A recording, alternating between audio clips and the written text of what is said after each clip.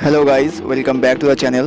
আর এই ভিডিওতে তোমরা দেখবে আমাদের বাড়ির বাৎসরিক কালী পুজো, যেটা আজ থেকে প্রায় 2 সপ্তাহ আগে হয়ে গেছিলো। তো পুজোর এই ভিডিওটা একটু লেট করে আপলোড করছি। আর যেমন তোমরা দেখছো, আমরা নদীতে এসেছি, মানে ঘাটে, যেটা আমাদের বাড়ির পাশেই। আর নদীতে এখন জল নেই বললেই চলে।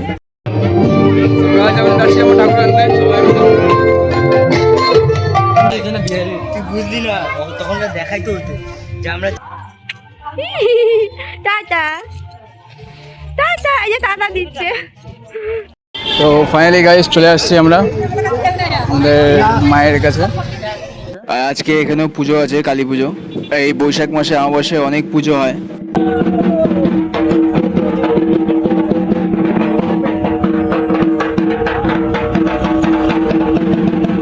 তো গাইস, এখানে নানান জায়গায় প্রতিমা বানানো হয়েছে, সব আজকেই নিয়ে যাবে। আর আমাদের মাকেও ভ্যানে ওঠানো হয়ে গেছে, বাড়ি পথে যাচ্ছি।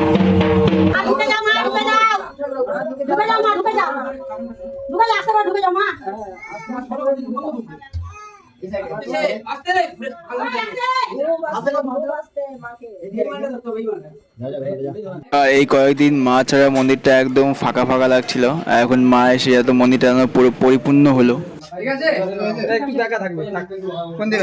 তো গাইজ এখন যাচ্ছি আমরা হচ্ছে ওই মন্দিরে, যেটা তোমাদের মানে চড়ক পূজা আগে দেখিয়েছিলাম, যেটা আমাদের মেন মন্দির। তো গাইজ যেমনটা তোমাদের বললাম যে আমাদের মায়ের যে মেন মন্দিরটা বাঁধের ওপারে আছে। তো এখন ওখানে যাচ্ছি মাকে নিমন্ত্রণ করতে, এটা আমাদের করতে হয়। এখন যে মন্দিরে যাচ্ছি আমরা, ওটা বহু পুরনো মন্দির, আর অনেক রহস্য আছে ওর মধ্যে। আর এই যে বাবা যাচ্ছে এখন মাকে নিমন্ত্রণ করতে। আগে তো মাই যেত, বাট এখন বাবা যায়।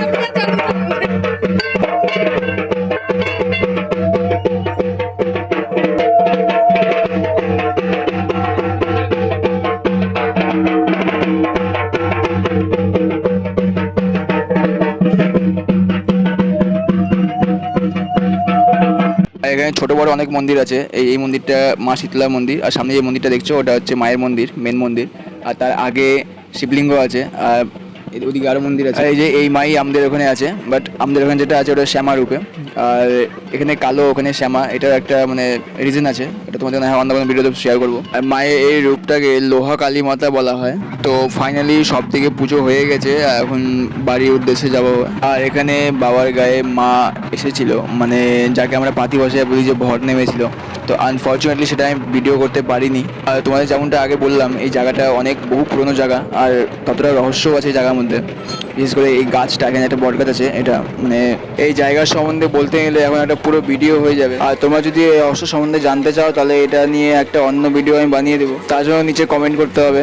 তো ফাইনালি এখন পূজা শুরু হয়ে গেছে, আর শিবাংশীকে থাকো।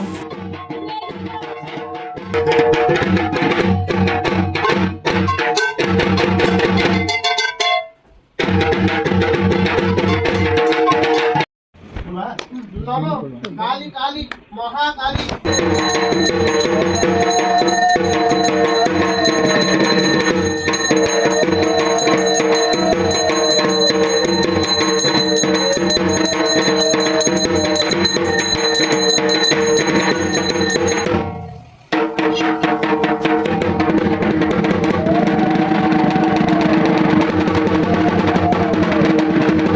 দেখো ঢালু মুখটা দিছিল।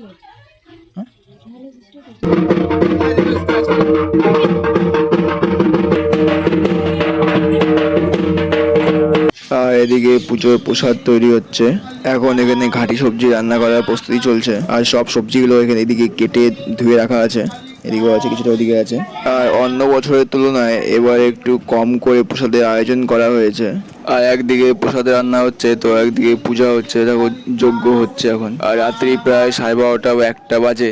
অ্যাকচুয়ালি আমাদের এই প্রসাদ রান্নাটা এখন করা হয় না, মানে আজকে পুজো হলো, গতকাল দুপুরের দিকে করা হয়, আর বিকাল থেকে খাওয়া দাওয়া শুরু হয়ে যায়। বাট এবার যেহেতু একটু অসুবিধা আছে, সেই জন্য আজকে করা হচ্ছে, কারণ প্রসাদ হাতে হাতে বিতরণ করা হবে।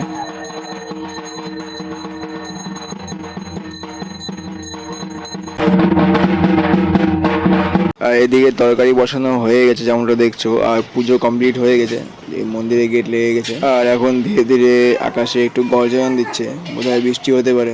আর এদিকে তরকারি প্রায় হয়ে এসেছে। আদাটা একটু বেশি করে। তো ফাইনালি তরকারি নামানো হয়ে গেছে, আর এখন খিচুড়ি বসানো হবে।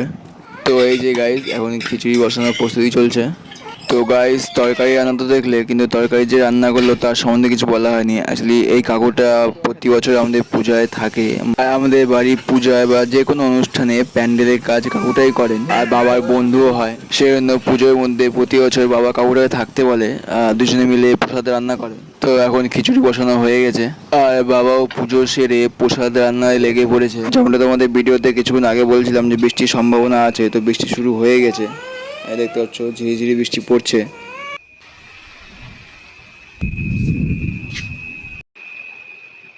তো গাইস ভয়ঙ্কর মেঘ করে আসছে, আর আকাশ লাল হয়ে আছে, আর মেঘ তো ভালোই গর্জন দিচ্ছে, মানে কালবৈশাখী আসলো বলে আর কি। বাট পুজো কমপ্লিট হয়ে গেছে এখন সব। আর দশ মাস দেখলে খিচুড়ি রান্না হচ্ছে, আর তরকারি তো আগে হয়ে গেছে, আর এখন রাত প্রায় 1:30 বাজে। দেখা যাক কী হয়। তো গাড়ি এদিকে যে হারে বিদ্যুৎ চমকাচ্ছে, মানে আর আমি যদি গাড়িটা ভিতরে নিয়ে যেতে হবে। দেখো একবার অবস্থা আকাশ।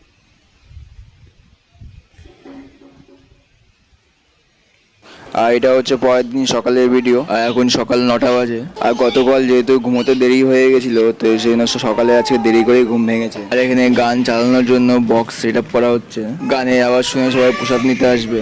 আর পায়েল এদিকে সকাল সকাল স্নান করে মন্দির পরিষ্কার করার কাজে লেগে পড়েছে। বাবা এদিকে আমাদের মন্দিরের বাকি প্রতিমাগুলোকে নিয়ে আসছে, যেটা ওই ঘরে রাখা ছিল।